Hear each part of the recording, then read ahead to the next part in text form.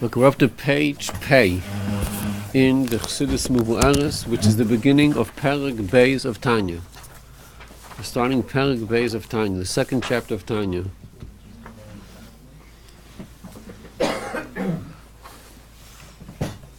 Okay, this chapter of Tanya, this Perek, is the most powerful Perek. And if you hear me saying that about the third chapter, don't be surprised. But right now it's the second, and it's the most powerful Perek. Okay, so Perek Beis, page Pei, you have that, Perek Beis, V'nefesh Hashenis b'Yisrael, Hi Chelek Elokah Mimal Mamish. The second Nefesh by a Yid. Before in Perek Aleph, in chapter 1, we learned about the first Nefesh. And we learned that the first Nefesh is called the Nefesh Habamis. It's the animal soul. And we learned that Yidden have that Nefesh, and non-Jews also have this Nefesh. But there's a difference. There's a difference between the two. The Nefesh by a Yid, the Nefesh by a Yid is from which level of Klipa? Which level of Klipa? Klipas Noiga. That's the Klipa which has some shine to it. But by the nations of the world, their Nefesh is from Shalish Klipas Atmeis, from the lower level of Klipa.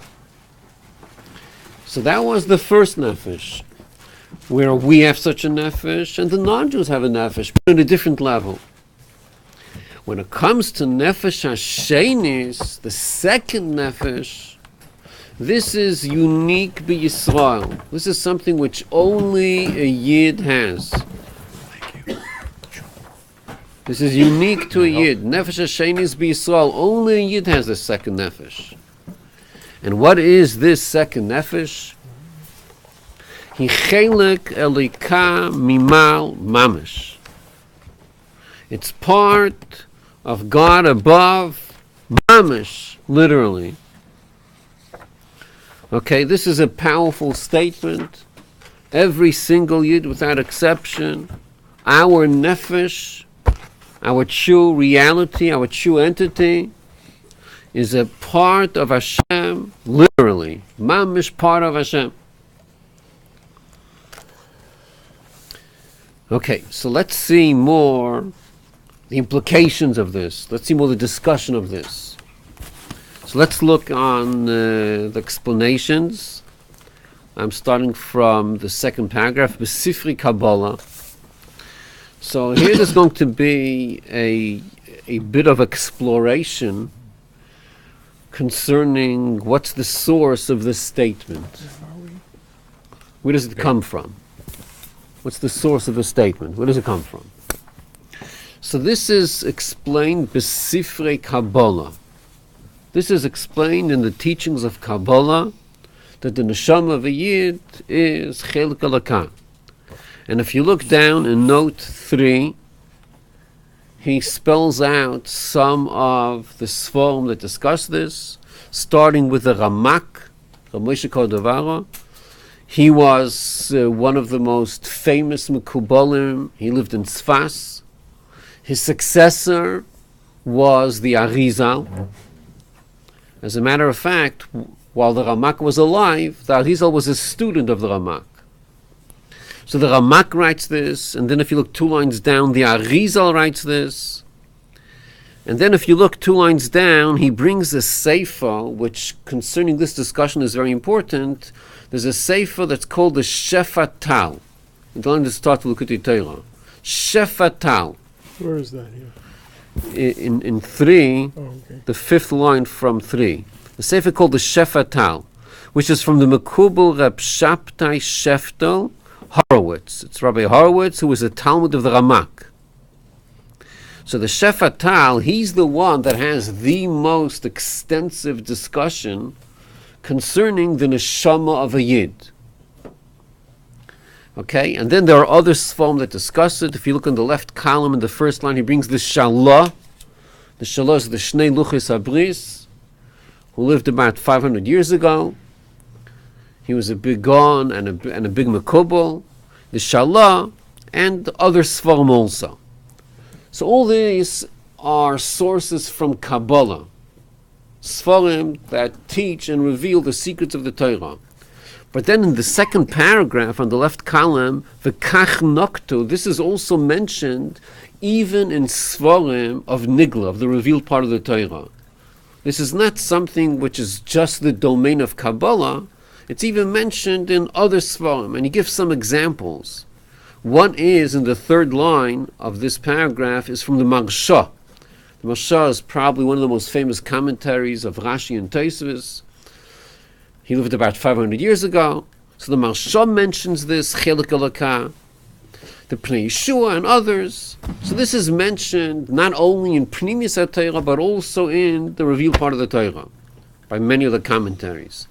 And the bottom line is, what they're saying is that the neshama of a Yid is a neshama which is part of Hashem.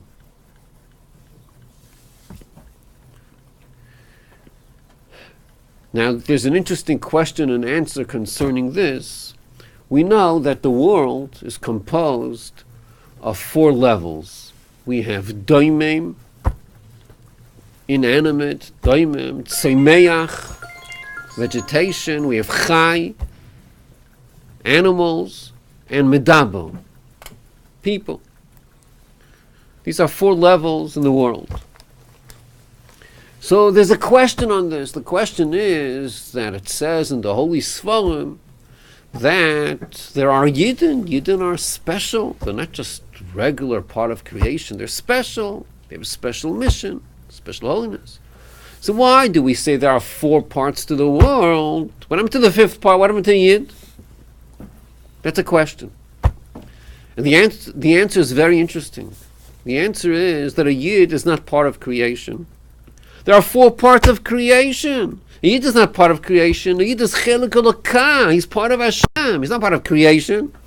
So you can't put them together. You can't chunk them together. There's 4 parts to creation. But a Yid, he's not part of creation. A Yid is part of Hashem, Chelik Elokah.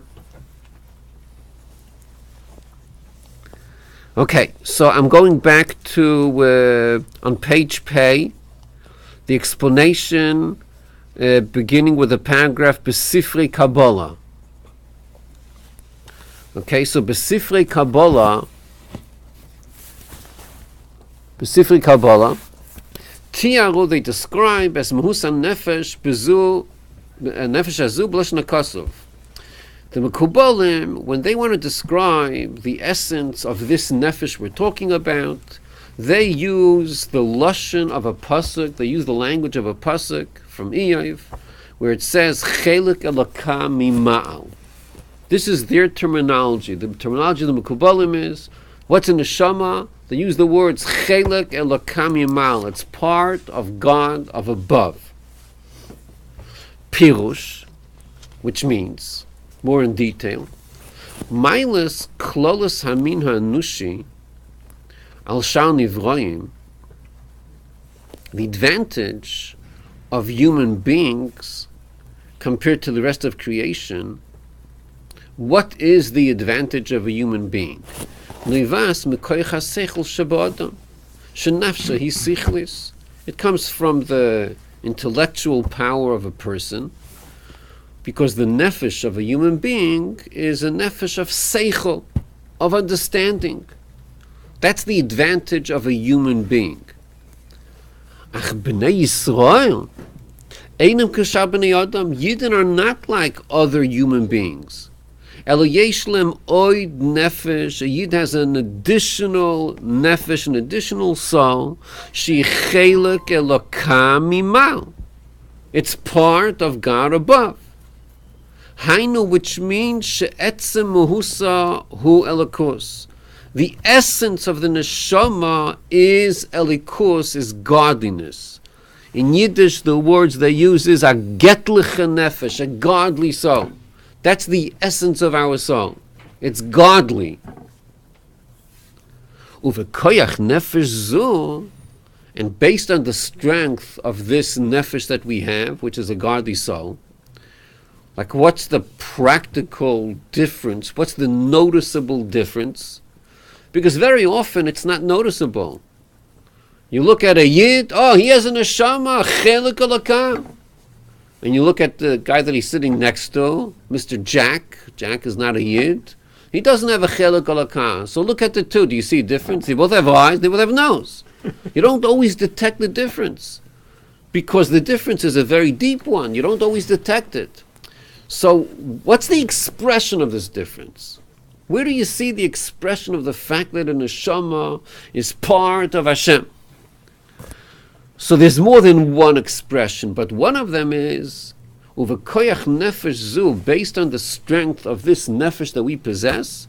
Heim yecholim, a yid is capable, lo yirak lahasig inyanim sichliim, not only to comprehend logical concepts, elagam lahasig ulahargish inyonei lakus. A neshama, a yid, has the ability to understand and to feel godliness. Why do we have this koyach, this strength? Because our neshama is godly, which allows us to have a godly understanding and a godly feeling. Now, let's take a look at note 8. Note 8.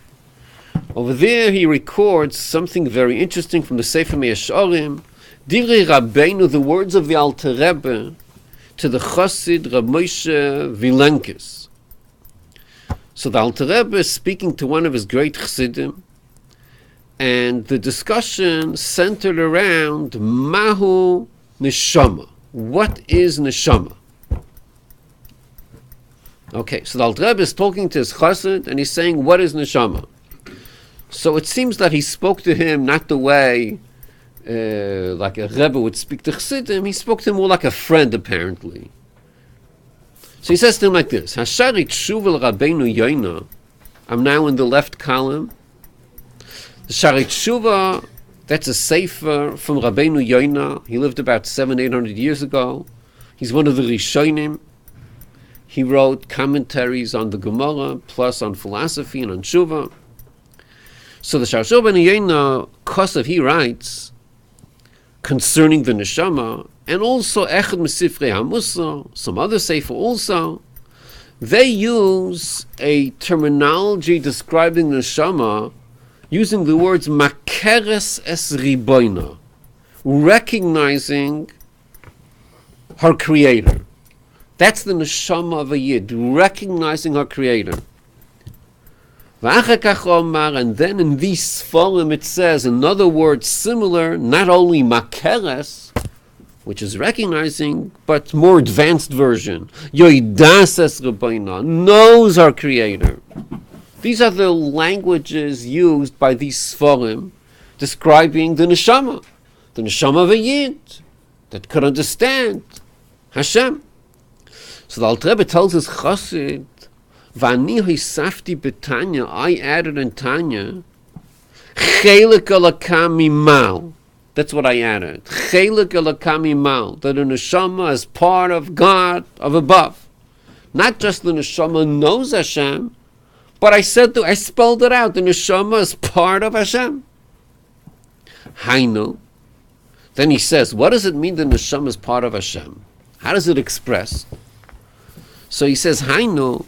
Lemi, to who yesh chayis v'islavas, who has a chayis, a life, and a passion, be'inyan zeh, concerning this concept, shehu yizborich nimtza bebiro, the fact that Hashem exists with a clarity, v'chutz mimeno ein shum davar nimtza, and other than Hashem nothing exists. So who's the one that has a passion and a vitality in the reality of Hashem, that Hashem is one and there's nothing but Hashem? And this is the reality of Hashem, that there's only Hashem and nothing else exists. So who has such a recognition? Who has such a clarity? Only neshama could have such a vision, such a clarity, such an understanding. Being that the neshama is part of Hashem above, therefore yesh lo chayus v'islavus binyan zel lamin boy.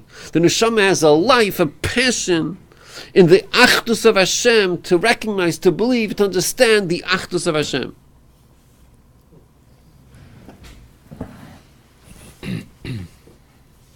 Okay, so what are we learning over here? We're learning something which is very fascinating, and the truth is it requires explanation to understand what this means.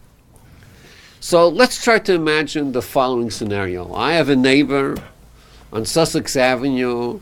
His name is, I'm making this up, his name is Sam the guy.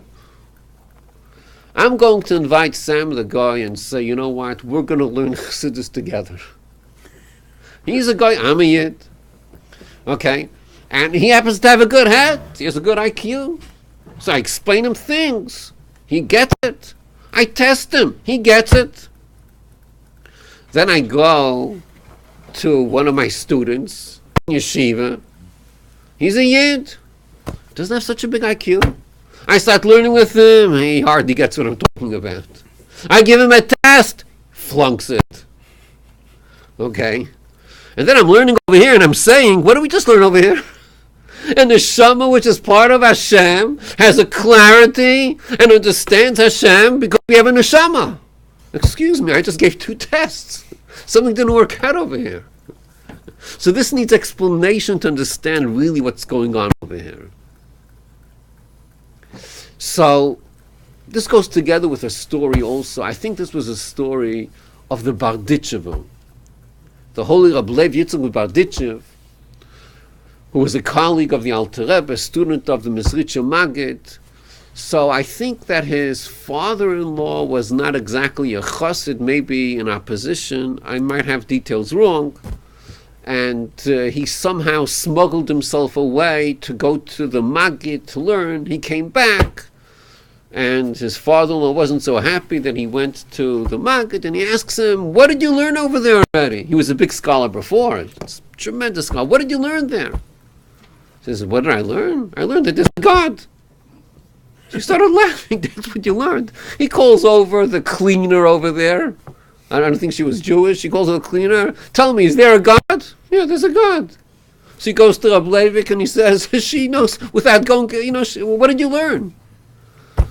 So he says, she says, and I know. Okay, that's the point we're learning over here. You could say it. You could even understand it. But could you live with it? Could that be your passion? And it goes deeper than that. So what is explained about the 2 tests? That's what I'm talking about now. That's what I'm explaining now. Yeah. Okay, sorry. See, when we speak about knowing Hashem, what does knowing Hashem mean? We have to define that. What do you know about Hashem? So there's many things you can know about Hashem. You could tell me that Hashem is compassionate. He is. You could tell me Hashem is powerful. He is. You could tell me Hashem is infinite. He is. There's a lot of things you could tell me about Hashem. But I want to now try to zero in on the definition of Hashem. That's what I want to zero in on. The definition of Hashem, which ordinarily you're not permitted to talk about. You're not allowed to say definition of Hashem. That's a language which ordinarily you're not supposed to say. You know why? Because Hashem defies any definition. Hashem doesn't have any definitions. So don't be ridiculous. You're going to define the Eibishter, okay? But I want to break all the rules anyway. And you'll have to excuse me. And I do want to discuss what is the definition of Hashem. And I'm going to give you a definition. It's not my own, by the way. I'm going to give you a definition. This is taken from chapter 35 of Tanya. And it's taken from the Haggah, note over there. And the Alter Rebbe says, I heard this from my teacher, the Maggid. Shamaiti, I heard it from my teacher. He explains it more, but just the point. The definition of Hashem is that Hashem himself is the reality and there's nothing else besides Hashem. Or in plain English, Hashem Echad. That's the definition of Hashem. Now, what does Hashem Echad mean? Hashem Echad we sometimes think means, and it's true, that there's one God instead of not two gods, chas v'shalom, there's only one God, and we close our eyes, Hashem echad. But for that, you have to close your eyes, plus cover your eyes with your hands also. That's a double covering. What was your discovery? Hashem echad, there's one God, and what not? And there's no idol, there's no what? Well, what are you trying to tell me here? So there's a deeper concept of Hashem echad. The deeper concept is that Hashem echad means to the exclusion of any other reality. Hashem is the one single only reality, the exclusion of anything else. So you know what Hashem echad really means? Hashem echad really means that when I look around and I see a world, I have to recognize that really there's only Hashem. The whole existence of the world is just Hashem. And then I have to go more than that. And I have to say, what about me, myself, and I? How do I fit into this picture? It's easy for me to say that this is Hashem and this is Hashem. What about me? So I have to close my eyes and I have to cover my eyes and say, Hashem echad, there's only Hashem and not me either. It's just Hashem. Hashem is the only existence. So you could say the words, but to feel it and to understand it, and to live with it and to have a passion with it, that requires a neshama of a yid. A neshama which is a chelik alakah, which is part of Hashem, could live with the reality of Hashem, that there's only Hashem and nothing besides Hashem, including myself, including everything I see. That's the true achdus of Hashem. That's the concept of Hashem emes. Hashem emes, what does emes mean? Hashem is true. What do you mean Hashem is true? He doesn't lie. What does Hashem emes mean? Hashem emes means the only truth that exists is only Hashem. There's no other truth. So to recognize this reality of Hashem, this is not something which human logic could appreciate. Human logic could repeat it, but you can't be passionate and live with it because this defies our reality. This defies our experience. It defies our feelings. We feel ourselves, we feel creation. This is our reality. The neshama exists in a higher plane. The neshama is part of Hashem. And in the life of the neshama, the only reality is just Hashem. So let's say this in different words. Can I interrupt for a second? I have a question that's been bothering me. I know you put questions afterwards. Once we have one exception, we'll have five exceptions. We'll try to finish it up earlier. Okay. Let's go from the same thing, but from a little bit different angle.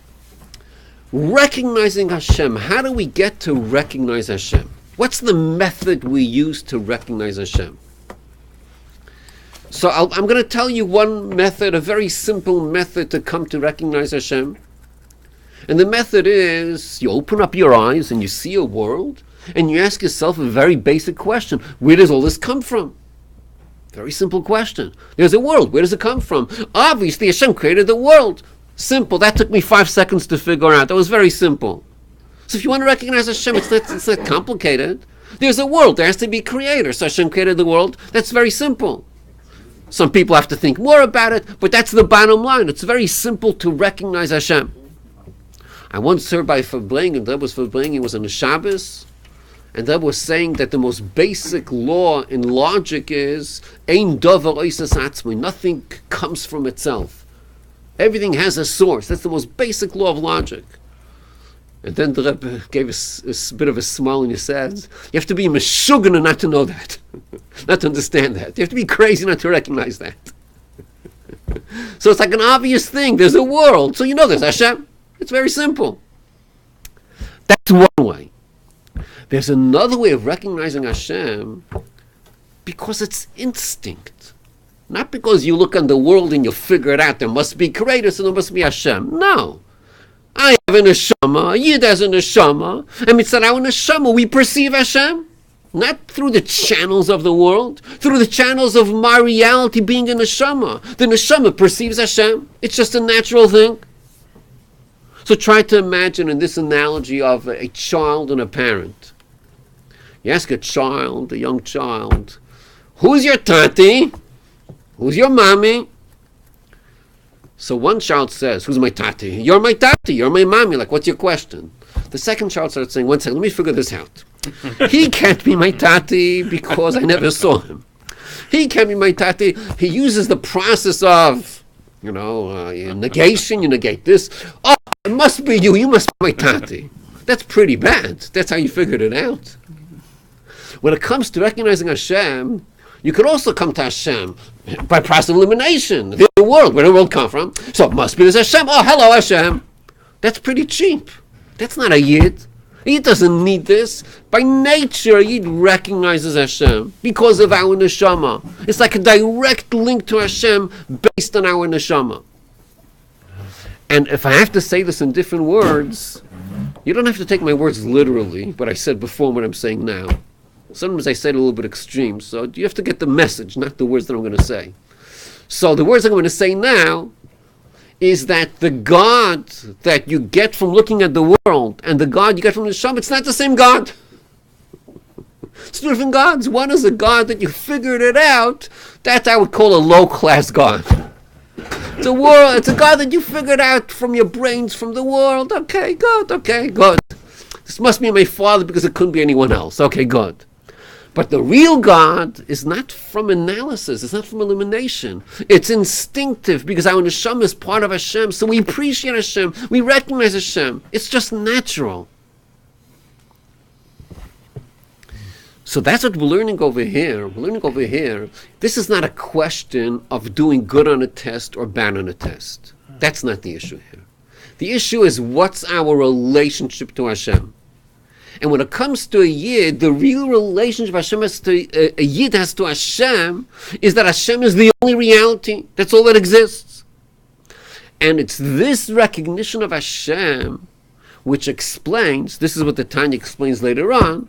He says in chapter 18 and 19 and before that, Alter Rebbe mentions a certain historical truth, which is a very strange thing, but it's just an historical truth. The Alter Rebbe explains to us that historically, Yidden went on Mesiras Nefesh for Hashem. Historically, Yidden, for the most part, were ready to die for the sake of Hashem, and not to worship idols, chas v'shalom. And the Alter Rebbe points out, who are the ones that went on Mesiras Nefesh? Who are the ones that gave their lives away to Hashem? We're not speaking about scholars. It could be people who were not scholars, ignorant. It could be women, it could be children. People, Yidden, gave their lives for Hashem. It wasn't the more religious you are, the more you're probably will give your life for Hashem. It didn't work that way. You could be less religious and give your life away even more than someone who's more religious. So Alter Rebbe says, what's the basis of this Mesiras Nefesh that Yidden have historically had? What's the basis? So he says, what the basis is? The neshama that we have. Our neshama is part of Hashem. We recognize Hashem. And that's our reality. That's our entity. So by nature, a Yid is ready to give away his life for Hashem. So that's what we're discussing over here. Since in neshama is chilek elokah, we have a certain recognition and appreciation and a certain passion in the achdus of Hashem. Achdus of Hashem means that there's only Hashem and nothing else exists. That's the fuel, that's the basis of Mesiras Nefesh. When Yid gives his life away for Hashem, that's really saying the only existence is just Hashem. That's all I am, that's all that there is. That's really the basis of Mesiras Nefesh. And this comes from the fact that a Yid is a neshama, which is a chelek elokah mimal mamash.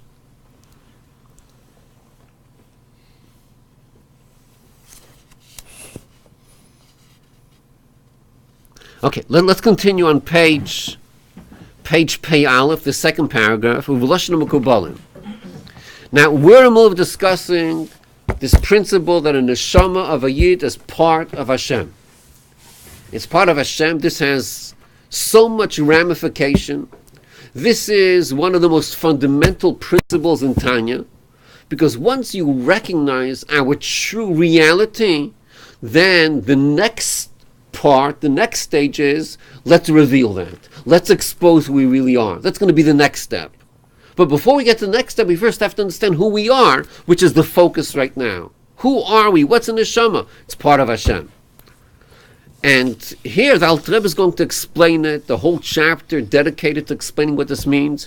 And there's a lot of discussion about this in Chassidus because this is so important, so fundamental, and it's responding to the most important question we have in our life, which is, who are we really?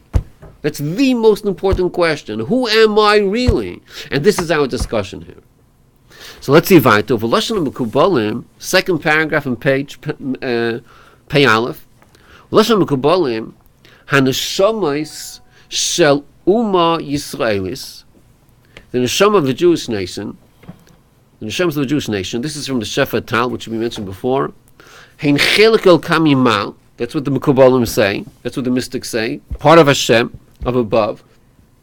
Ashal zeh romas apasuk.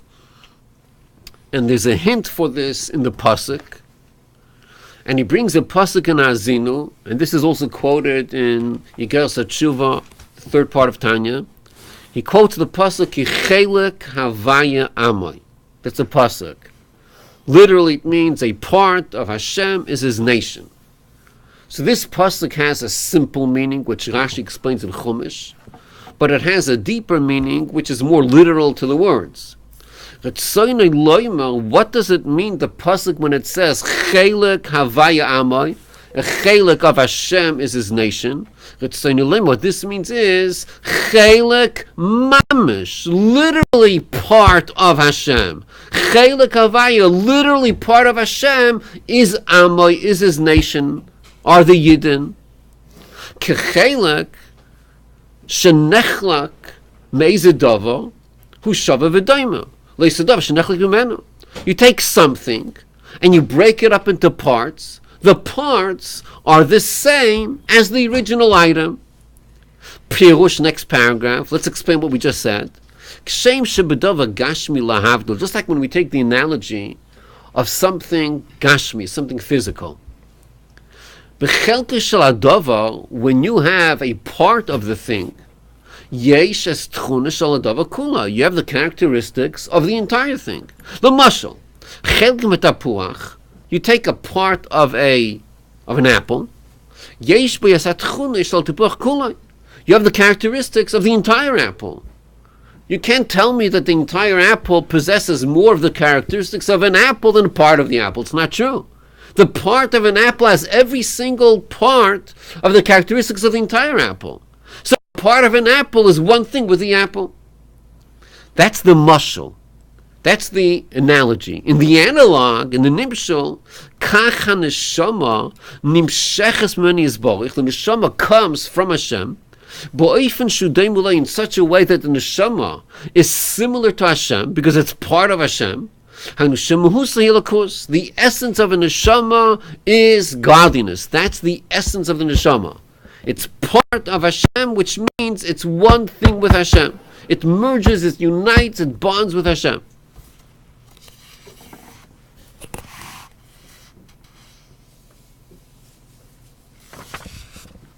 Okay, let's go to page Pei Beis.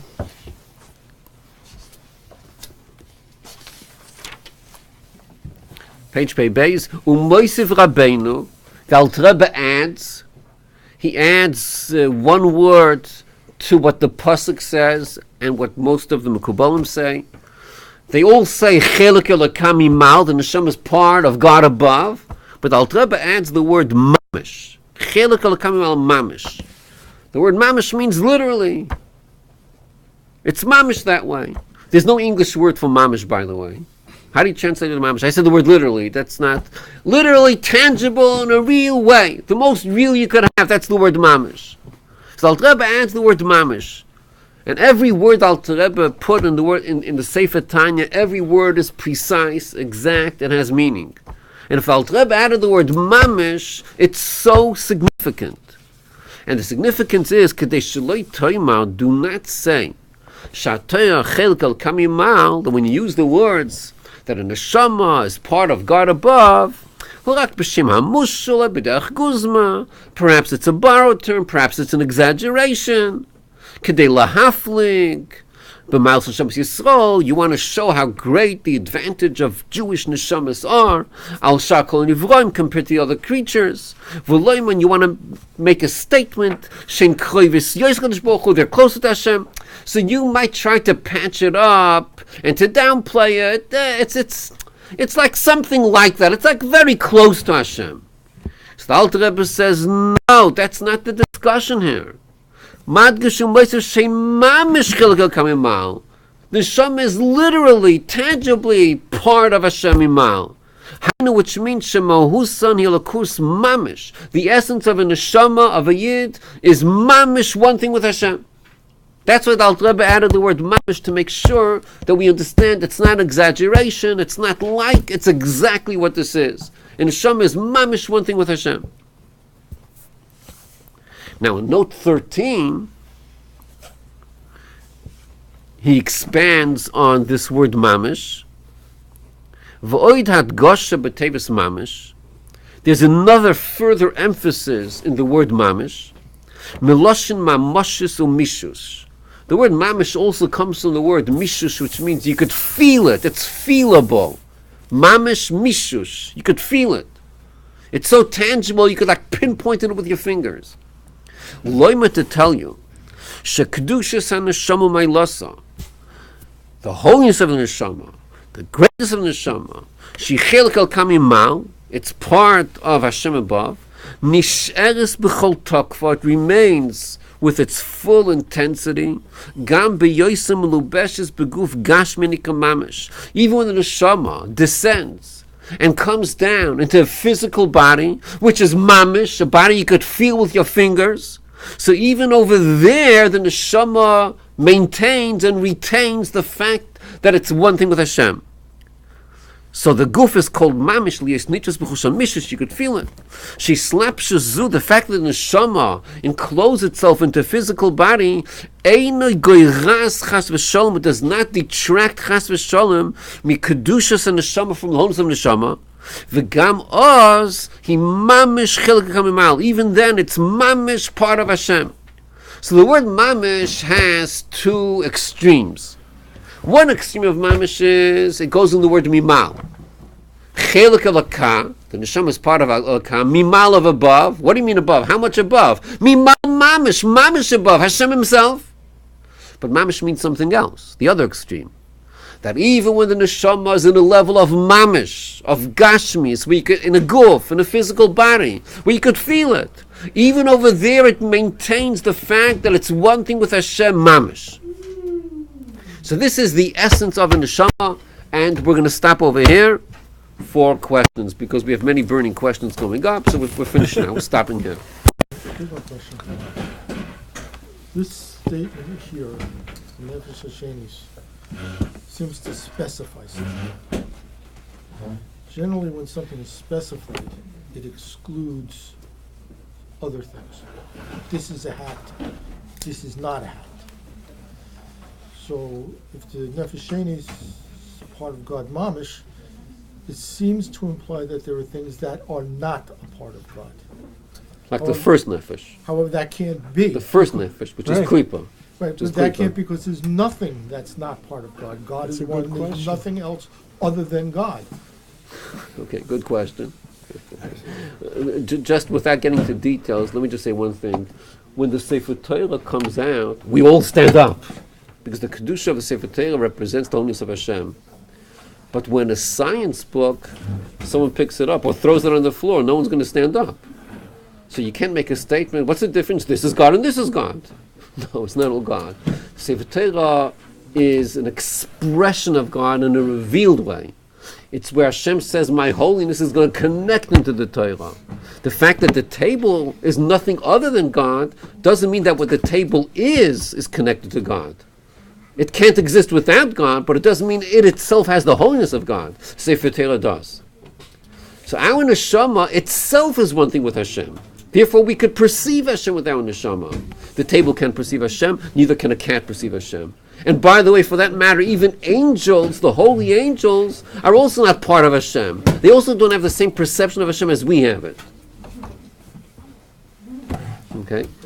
There's more to explain. I'm just getting to the bottom line. You mentioned something about the part of a creation. So we have it, the Meir, the Chaya, the Daber, and it's all that. So it's Olam Rishon was originally created as a first Israel, as a first with the whole intention of keeping the Torah.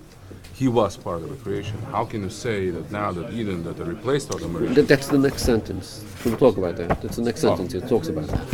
Apple. There's something about the apple. Right. So he mentions apple, that there's a part of the apple is it. Okay, so apple is very primitive example. What about engine? The engine has a screw. The screw is not